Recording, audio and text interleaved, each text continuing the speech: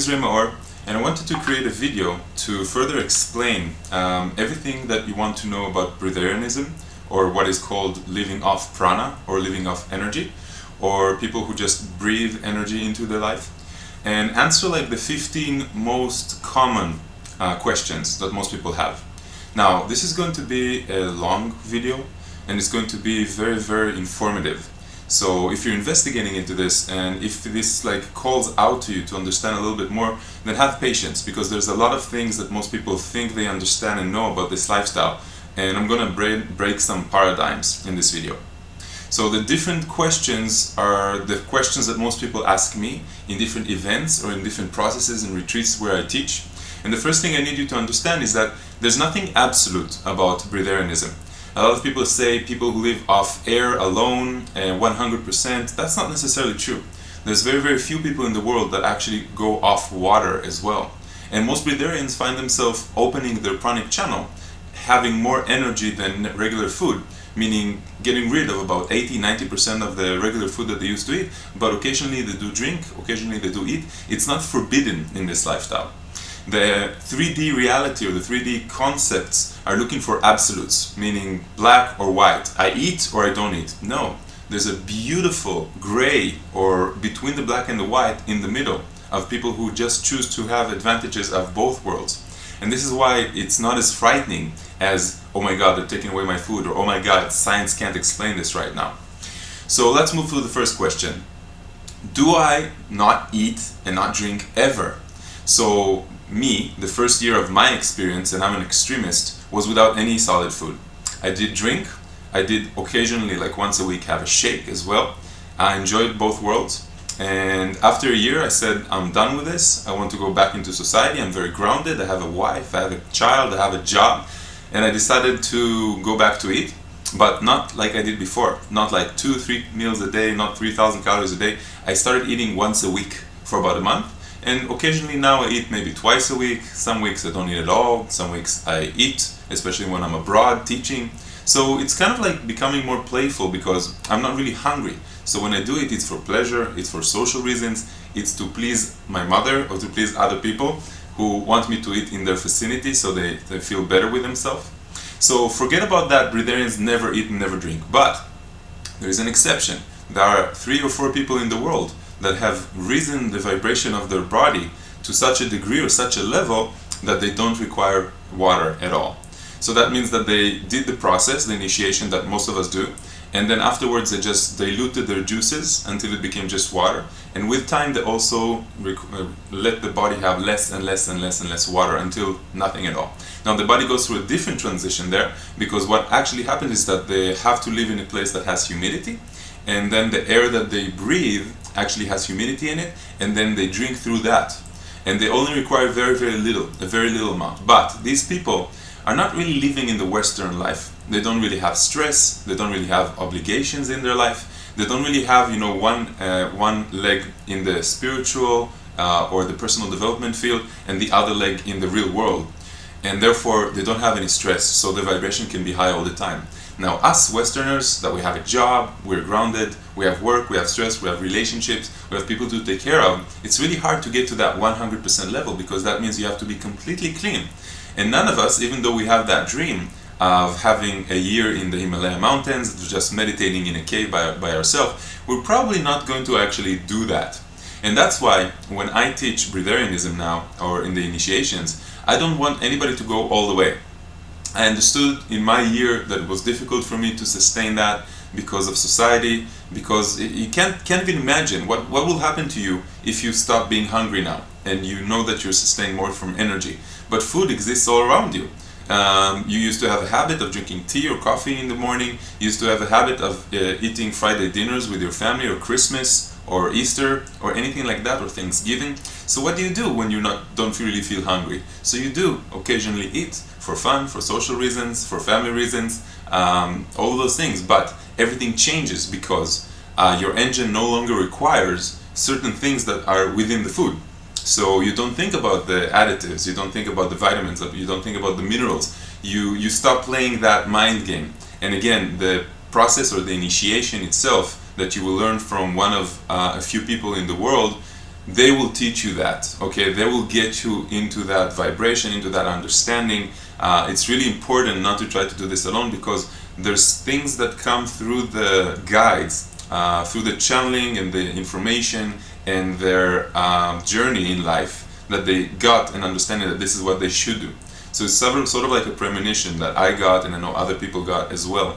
And there's an energy that the guides are being a catalyst of. So that's why it's so important. A lot of people are telling me, can I do this by myself? And I'm saying, you probably shouldn't. The ones that do attempt to do it by themselves, they can go through the dry fast, that's not a problem. But what about all the workshops? What about the breathing techniques? What about the meditation? What about the group intention? What about the energy of the guides and the team that are coming with you? All of these things are vitally important to take you away from your house, to take you away from your phone, because the initiations are electronic free. All these things are meant to get you there. So the first question was, do I eat or drink? Yes. Do I still fast? Of course I fast. I fast 2 or 3 times a week, a whole 24 hours, but occasionally I will, between fasts, I will drink something. Occasionally I will eat something, and I will enjoy both worlds. So put that on the side, because I have trained 500 people to live this way. And some of them did choose to go all the way, which is something that if you feel that soul calling to go all the way, no food, no drink, you can try that. But most of them did it for 1 month, and then they let it go. And they said, you know something, it was my spiritual ego that wanted it, and I wanted to feel that I can do it. And after that, they kind of went back to society, balanced themselves out with a completely new paradigm, with a completely new understanding and freedom. That's the beauty of it. So if you have that thing that breatharians are not supposed to eat or drink, it's just a belief system. And I can tell you from personally knowing most of the guides in the world, and personally training hundreds and hundreds of people, pretty soon thousands, I know this. And in the Western world, we need to find our balance. Our balance is usually something where, if you think about the nourishment engine that is physical food, and you think the energetic engine that it's dormant, but we're actually opening it up, then we're talking about between 60 to 90%. You will be nourished more energetically. What I actually mean is that you have 2 engines. One of them is dormant, or one of them is more active when you're in love, when you're enjoying life. It's called the energetic nourishment, prana or chi engine. And that one is very, very small for most people. And the nourishment, the physical nourishment engine of food and water is much, much bigger and more active. And after the initiation, they just switch. So the nourishment engine becomes very small, and the energetic engine becomes much more dominant.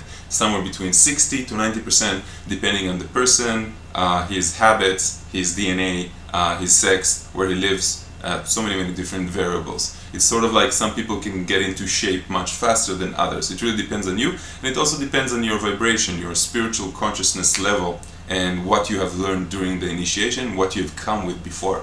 Because it's a lot about letting go of previous beliefs, even more than learning new things. Second question. So what is then my definition of a person that is pranic living? So I've heard many different definitions. For me, the definition is a person that no longer feels hungry. And that means that he's also very aware of the difference between being hungry and wanting to eat something. You know, that sensation that you get when somebody else is eating, but you're not really hungry. A very easy test is, do I feel like having an apple? Because when you're hungry, you will eat an apple. But when you feel like having something, it's more from an emotional need. And then you don't really feel like having an apple, because an apple doesn't satisfy emotional needs unless you had some sort of story with apples when you were a child. Sort of like the gravity guy thing. So for me, the definition is, if I no longer feel hungry. Now, the sensation of hunger comes from a system, or from the digestive system, telling the brain that I currently need energy. So if the digestive system doesn't need energy, it means that you're actually using something else. That thing we call the pranic living, the breatharian, air, everybody calls it in a different way. Some of it is a placebo thing, some of it is an understanding that is universal energy that sustains you. So that is my definition. Others will define it differently. From my own experience and the hundreds that I have taught, I've seen that about half of them, even though they will go back to eating eventually, will never feel hungry again. And that means that they automatically just significantly reduce what they eat, because the connection itself and the detox itself cleans the body so well that the body understands that it can take energy from a different source. And even if they went back to eating normally, supposedly, some of them will never feel hungry again. Others, who are like me, that will find their own balance point, meaning they will take whatever they can from the initiation, they will go with the guidelines for at least a few months without solid food and just being on liquids, and then the body will actually train itself to require significantly less, and it will remain in the body, and therefore the body will either ask for very, very little or will not ask at all. So the definition is a person that is no longer hungry, and that means for us that the pranic engine is really open. Next question, this I should have started with this. What are the main benefits of living this lifestyle? There are so many that it's hard for me to explain, because it's something that you really need to experience. There are health benefits, that a person that doesn't have any toxins and body is always clean obviously doesn't get as sick. We've seen some spontaneous healing of the back, of knees, of people who had suffered from problems all their life. I've had a few participants that lost their glasses, like they reduced 1 or 2 numbers in their glasses, so one of them actually removed them at all. You sleep considerably less. You have about 4 or 5 hours every day. Why? Because you don't shop as much, because you don't waste as much, because you don't have breakfast, lunch and dinner, because you don't have that time after lunch that you're going down to digest and you don't have the energy anymore, and that means your productivity at work is declining, and because you don't sleep as much, because your digestive system doesn't work as much. And there's a spiritual aspect that from now on you're recycling much more, meaning half of the waste that goes in your garbage at home is waste that comes from food, like plastic bags and the leftovers.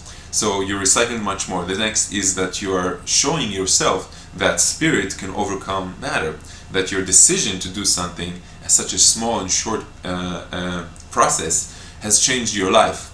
And beyond that, you're proving to yourself and to the scientific community that you're doing things that are breaking scientific laws. For example, science right now says that a person will die if he goes without food and water for 3 or 4 days. And this is exactly what we do in the initiation.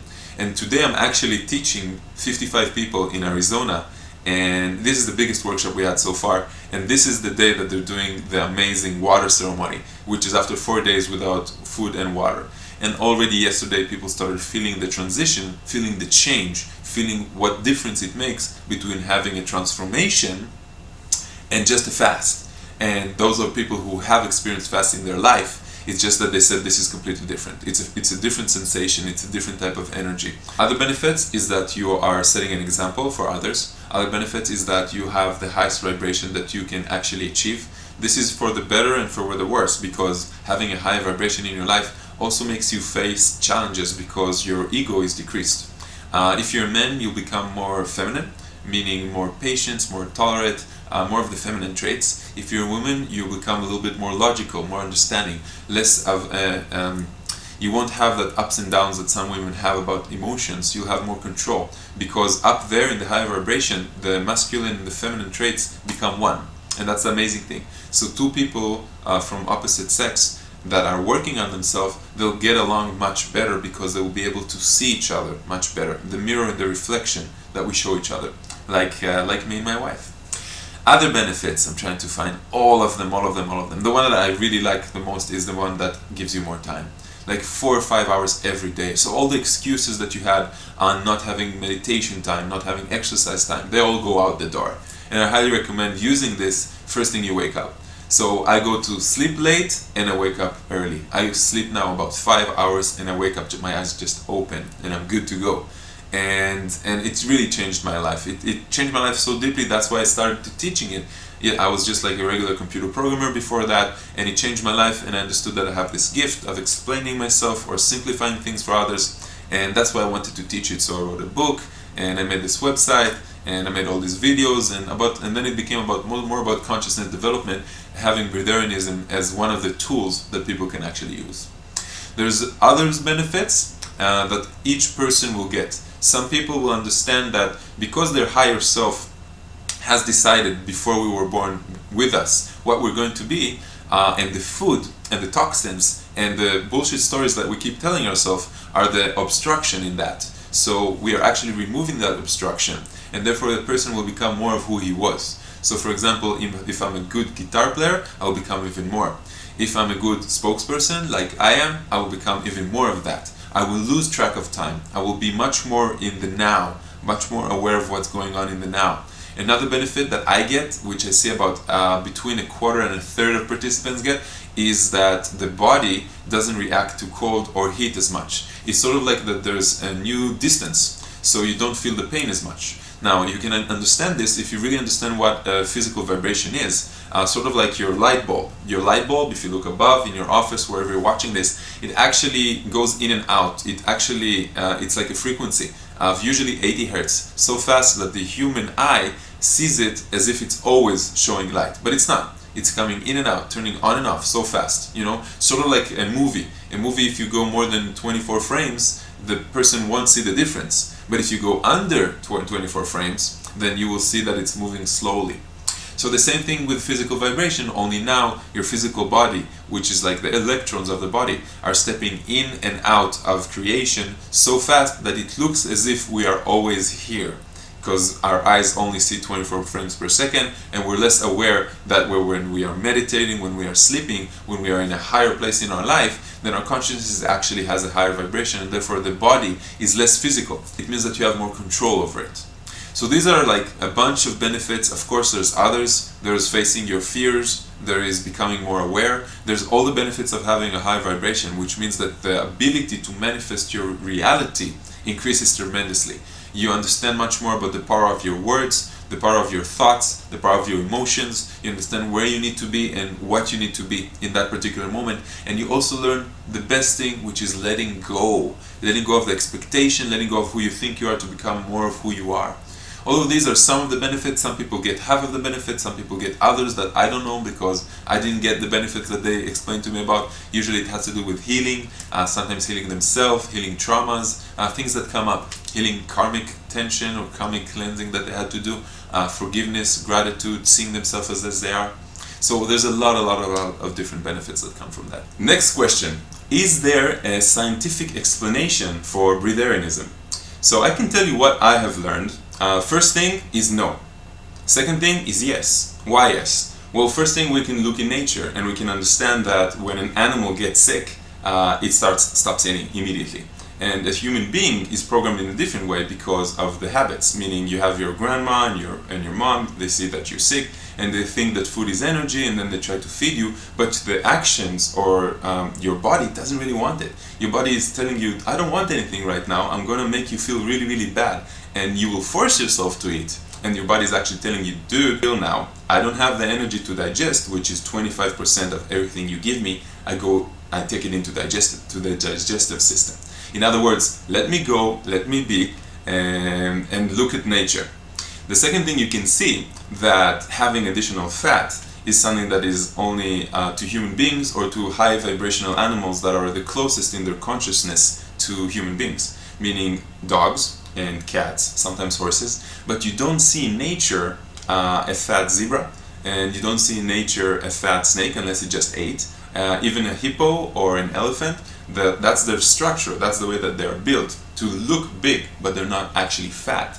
So that means it's a free will thing, because the free will in the vibration level that where human beings are, free will is something that we are learning, for the better and for the worse. We can destroy the planet, we can kill, we can rape, we can do nasty things and negative things, but we can also create beauty in art, and we can also choose how we want to be.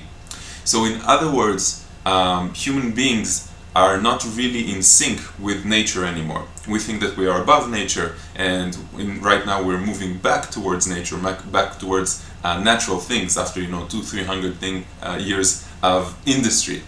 So in other words, this is one of the scientific explanations I can give you. The second is caloric restriction.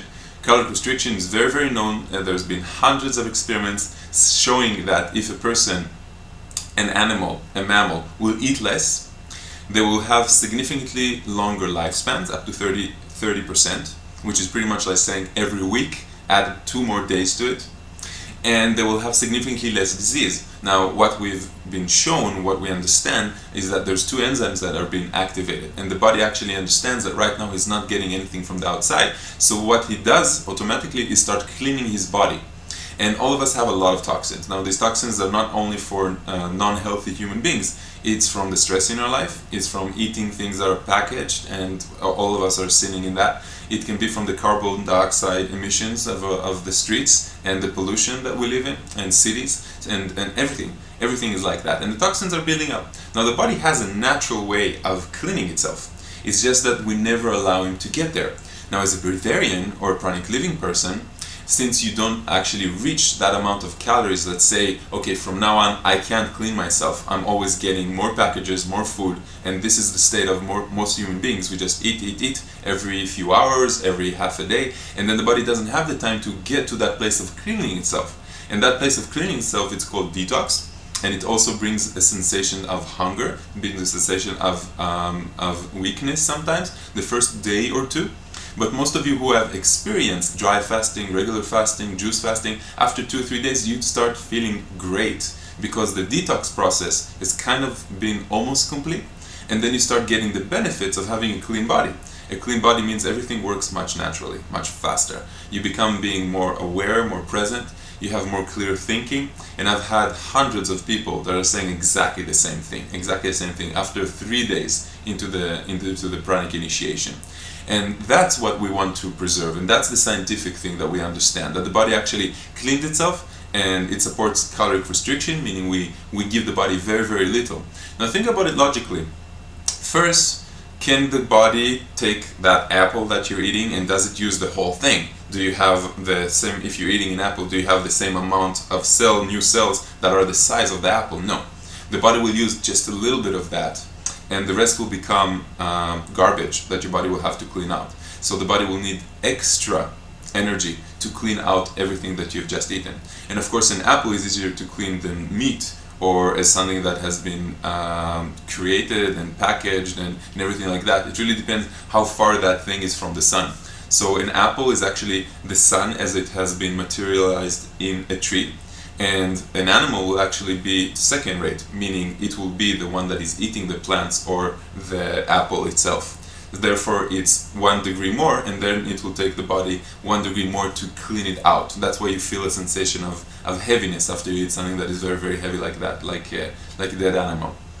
So those are a few things. Other things that science has supported so far with breatharianism is, first, our science is viewing. I see, therefore I know that it exists. I had been approached in 2013 to do an 8-day study on me without food and without water, and it's all in my website maor.com. And in that experiment they were following me. I had 8 cameras on me all the time. I was 8 days without food and water. Every day they took blood tests, and the blood tests didn't change at all, and they saw that I can go way beyond what science says that I can. So science views. And there were a few other breatharians in the world that had experiments. Some failed, some didn't fail. But as long as we can see one person that can do something, then we understand that it's feasible for everyone. That's again something that is very, very scientific. Another thing that we understand, and this is more like a spiritual aspect, is that a human being has more strands of DNA, more sophisticated system. And therefore, if a tree can receive his energy and create wood and create apple and leaves and everything like that, just from what? Water and the sun, and plants also, then a human being can actually have the same ability, or maybe it's dormant, that he can actually awaken. So for example, there's people who are sun gazers, if you've heard about that, people who gaze at the sun in the morning and in the night, and from that they get their energy with time. It's a process, of course. It's a process that takes sometimes up to 1.5 years. That's why the initiations that we teach, they're just like, now they're 9 days. Maybe in the future they'll be even quicker than that. So think about that. They also discovered that every cell in the body can actually live off nutrition, meaning the digestive system and everything that comes from that, but it can also live off light, meaning light is the source. Now, those of you that are in a spiritual awakening process, which is a lot of people who are following me, a lot of people who are very interested in breatharian initiations, you already understand that in some way. You understand that you are condensed light, you understand that everything around you is light, and some of you are beginning to awaken to the matrix, or to the illusion of how much our consciousness is a part of creation, and how much everything is a hologram that reflects our highest beliefs. So when you understand that you can be nourished from light, and you can minimize, really minimize. I will never say go all the way. I will always say minimize tremendously. whatever it is that you eat in order to become a breatharian. Do it in a proper way, with a proper guide that of your choosing, that you feel that you're connected with, and that's the most important things. So those are the scientific aspects. And again, science is for the mental, it's for our logical understanding. But in this type of process, you understand that there are certain things that you need to let go and trust and see. I'm also a very scientific person, and see what happens. For me, after my process, I went down from 3,000 calories a day because I'm a big guy, I work out a lot, I'm 6'4" on 194 centimeters, and I went down to like a few hundred calories a day. And for me, the science is, I have experienced it on myself. I have lost 2,500 calories a day. For me, that is prana, that is chi, that is energetic nourishment, because I feel great, because I sleep less, because I have more energy, because I'm healthier. All those things just happen. As for me, when I'm seeing my participants do that, now 500 people, in the future it'll be even more than that, and I saw it on myself, and I saw my close friends do it, then I understood that something's going on here, and then for me it was completely scientific. But if you're looking for a scientific study that will show you how a cell is nourished of prana, you won't find something like that. We simply don't have the instruments to check something like that. We can only observe it and understand how it works from the outside. And yeah, I've been approached by many doctors, and they tested me, and we checked how much I'm inserting and how much I'm expanding, or how much I'm wasting energy. They said, like, I was tested in a hospital, and they said, you are taking out 2,000 calories a day just in a meditative state. That means that when I'm lying down, I'm in meditation, not breathing, not thinking, not doing anything, not moving around. And they said that you're taking out about 3,500 calories of energy. Now again, the caloric system it's the way that they burn food in order to understand how much energy it has. They said it's the only way that science right now knows how to speak. But you can't really compare, I don't know, the 70 calories that an apple has to Cheetos, 70 calories of Cheetos. The body will have a different amount of toxins to clean up, the body will have a different amount of energy from that. The body, it's a completely different, or it's a stupid system, but it's the only one we have. It's sort of like the Big Bang Theory. It's the only thing that they teach right now because it's the only one that they have. So that's what most of the people support. So I hope that answers question number 3, which was about the scientific explanations. Of course, there's more knowledge that I can give you because I've been doing this for quite a while, and I've a lot of doctors and scientific people approach me, and they're teaching me other things. But this is like the basic.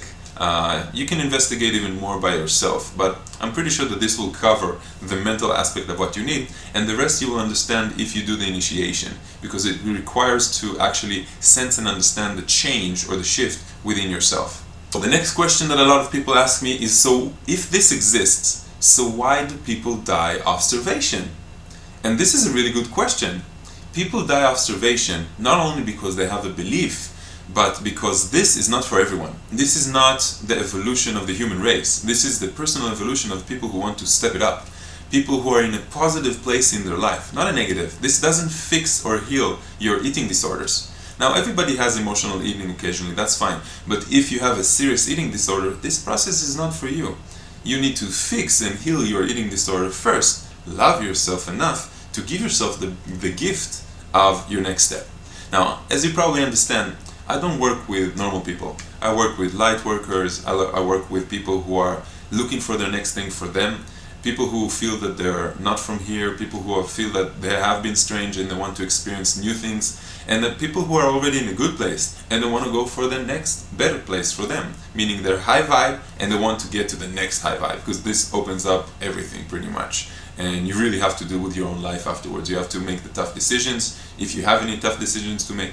So people will die of starvation. Children, unfortunately, will die of starvation as long as they have that belief, and as long as that this is what they have been taught by society, and as long as they come from a negative place of fear. You cannot transition to be a breatharian if you're in the middle of a war and there's no food around. You can transition from an understanding that you're something to develop your spirit even more.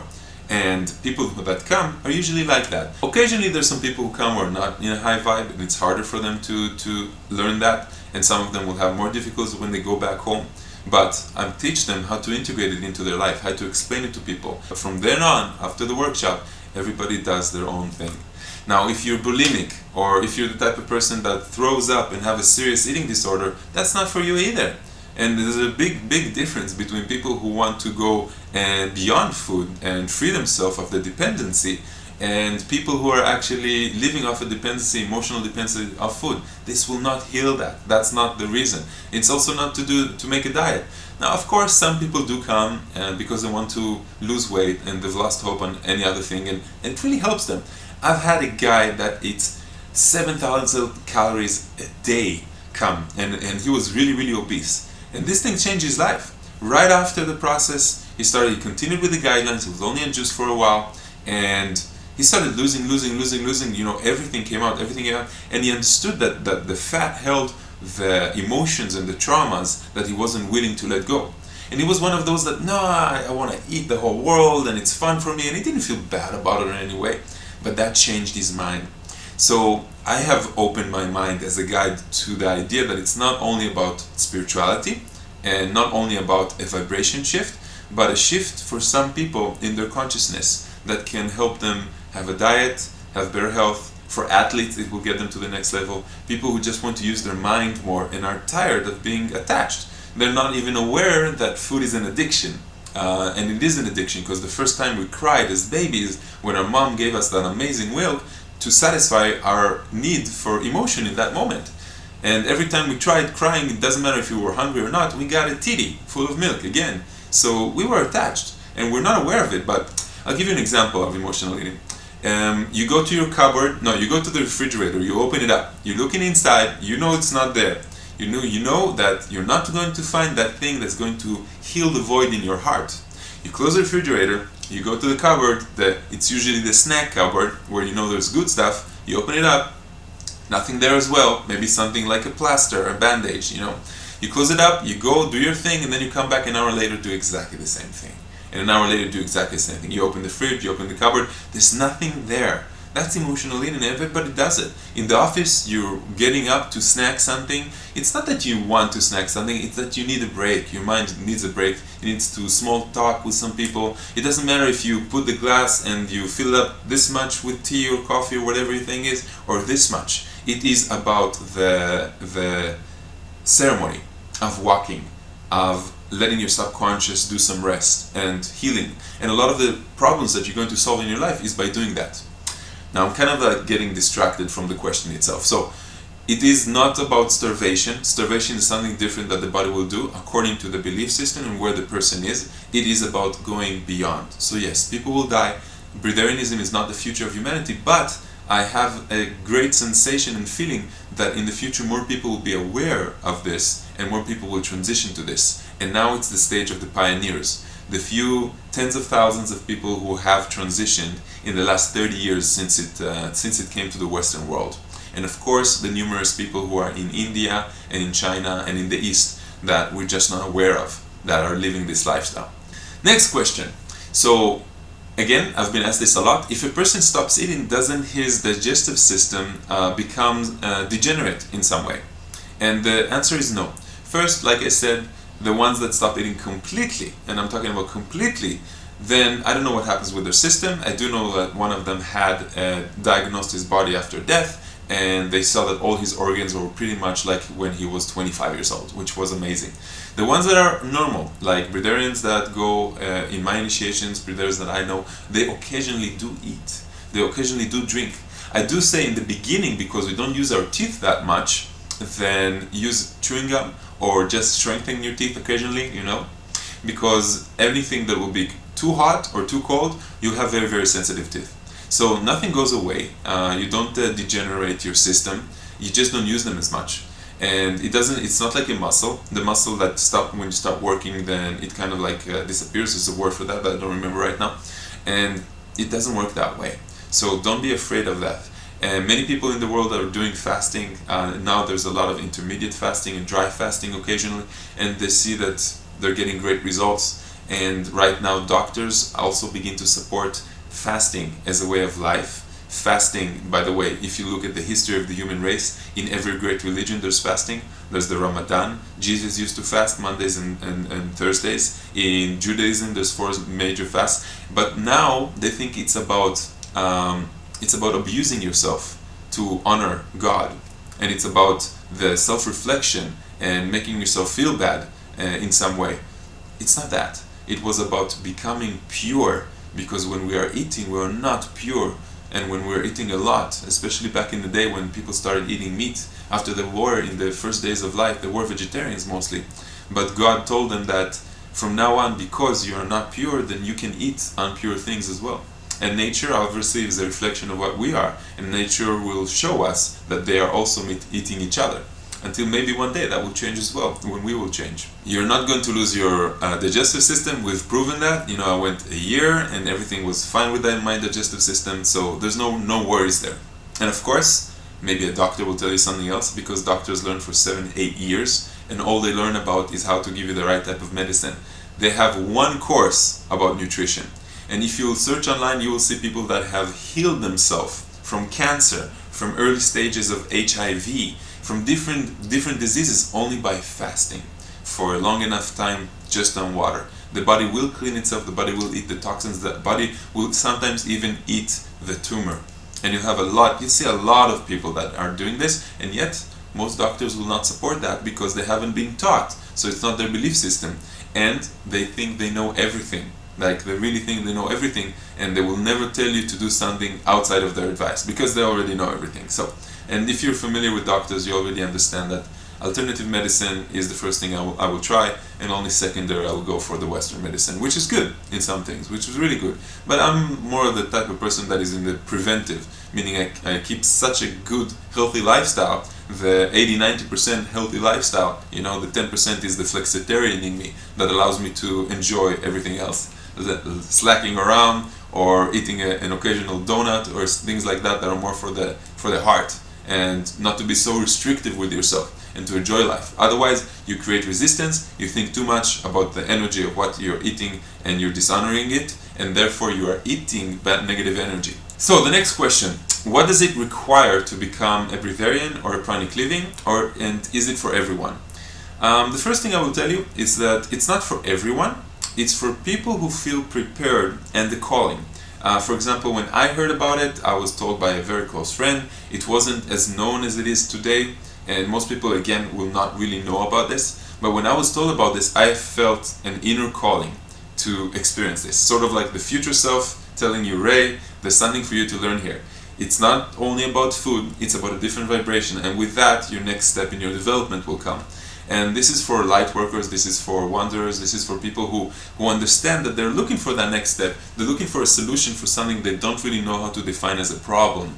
But this is what I felt. It's not for people who have eating disorders, it's not for people who are sick in anything that the body can't, like that is too heavy. I've even had a few people that had diabetes, 1 and 2, and some of them had a difficult time and they couldn't go on with the initiation. Some of them actually went on with it, and some of them actually their sugar blood level stabilized and was much better than before. So I don't really know. I do know that if your guides or if your intuition tells you that you should experiment and try something like that, go for it, because the guides are always pushing us in the right place, and it's an investment in yourself. There's a lot of people that can guarantee certain things to you, or they make promises, and if you look at the testimonials, you see how honest and direct people are that they've experienced this. So I always make the guarantee in the beginning of the process that this will change your life for the better, even though it will maybe make a hiccup when you understand certain things in your life that are no longer serving you. And you will know that now, in order to preserve this high frequency and understanding, you have to get rid of them. It's sort of like being in a relationship that doesn't serve you anymore, and it forces you to do something about that, because the universe will in the beginning will pinch you, and then it will push you, and then it will make you sick, and then it will rattle you. Like, seriously, it will just grab you by the neck and by the shoulders and tell you, look, you have to make a difference in your relationship, in your job, in your life. And if it's not clear to you by now, then it will just get worse and worse and worse and worse until you realize. So the same thing with the Pranic. You hear about it years ago, you read a book about it, you see an interview about it, and then you're like, wow, this is really interesting. I feel something, I feel like I should do something about that. And you hear this inner call. Now, you can ignore the intuition, which is not very good spiritually, because the intuition is your higher self, which is aware of your life and the synchronicities and how time unfolds for you and the people you should meet and stuff like that. And it has probably been the one that has sent you to watch these videos, to read this book, to meet these people, or whatever. So if you ignore your intuition, you're probably following the path of resistance in your life anyway, and you're probably not really ready for your next step. And you need to heal your own wounds before you take your next step, or understand that this is the next step that will help you heal your wounds. Because we talk a lot about food, but it's really not about that. Food is a bonus that happens after you raise your vibration, your awareness, and your consciousness. Number 7, who can't become a breatharian? So I talked about it, I'll just repeat it a little bit. People who have serious eating disorders, people who have a sickness that is uncurable, or people who are not stable enough emotionally and mentally, or are taking pills to stable their mental. I did have a few participants that are bipolar by definition, and they did have a success, and yet I had another bipolar that the dry fasting and the initiation kind of like took everything out of him, and he was not good. Like I'm talking about calling the police, ambulances, doing a lot of crazy stuff. So I don't accept people who have mental instabilities. I'm not talking about the common mental instabilities, I'm talking about people who are actually seeing a psychiatrist, taking pills. It's not for people like that. I don't want to hurt the group harmony. So everybody has to fill out a form before and a questionnaire, and we accept certain people, and certain people we simply can't accept for the initiations. So this is not for everyone, and you don't have to be a certain age. You do have to be above 18. I'm talking about no teens, and I never went above 70. Actually, there is one that's 73 here. I had no idea that she's 73. I think she hid it from me because she knew that I won't accept her. If somebody is above 70, then we're probably going to talk with him and see how he feels. If he's living a healthy lifestyle, then we might accept him. So these are the people who can do that. It's not, again, it's not for everyone. But when you will come, you will understand that you feel that you belong here, much more than you feel that you belong at home, for example. Next question: what does pranic living have to do with the consciousness level of the individual? Now, this is quite a complicated thing to understand, and I will try to make it as clear and elaborate on it as much as I can. The vibration of the human being or of the person depends on his mental state, his spiritual state, his emotional state, and his body. So a body that is too obese, a body that has too many toxins, it will hurt the vibration of the person. A person that goes up and down too much emotionally, completely unstable, will hurt the vibration level. And understanding that we are a spirit experiencing a human short lifetime, and not a human being experiencing spirit or seeking spirituality, also really decreases the level of vibration.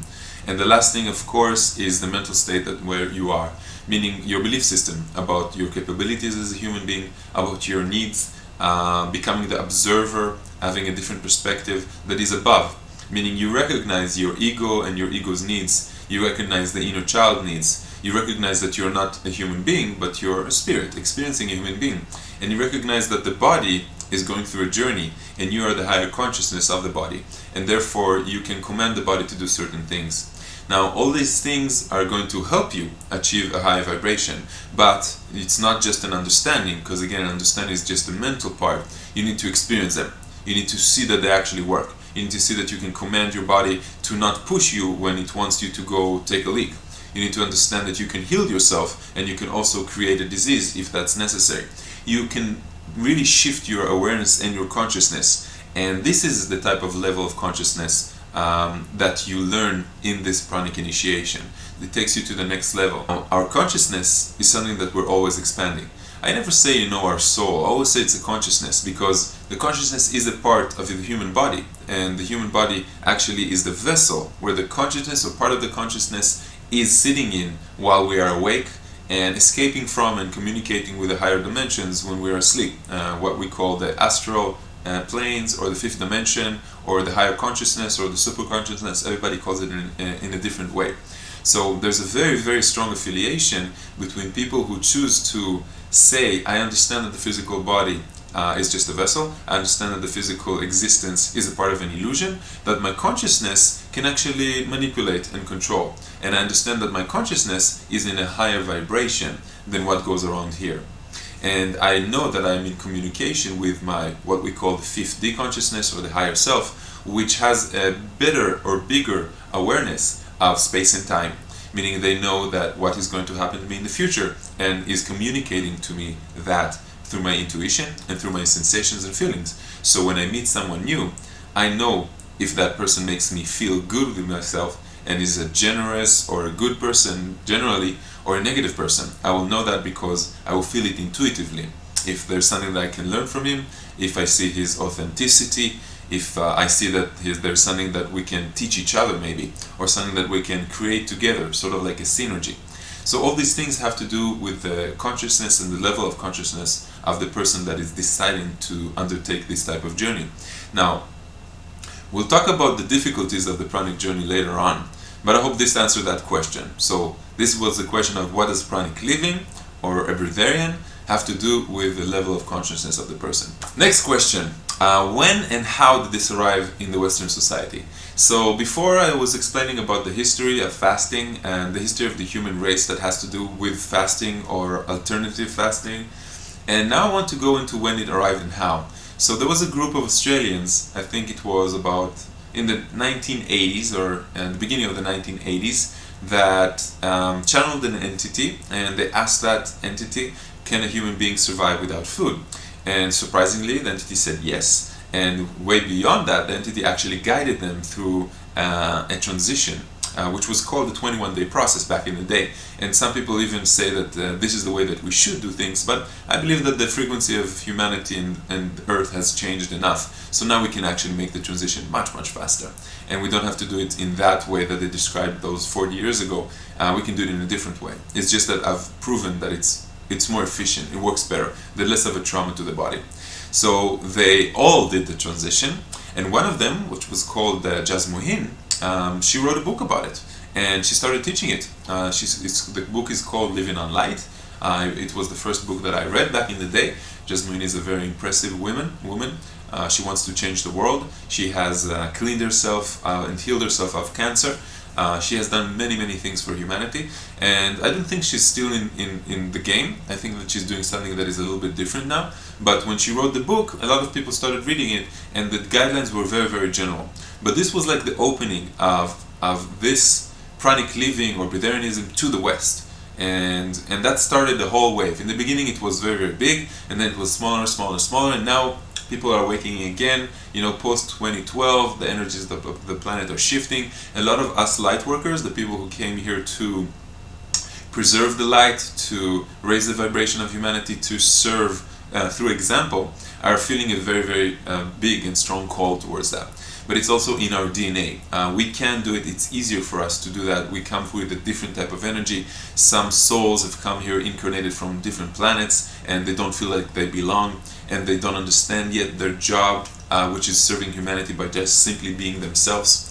So it's about 30 or 40 years that it has come to the West, and more people are aware of it.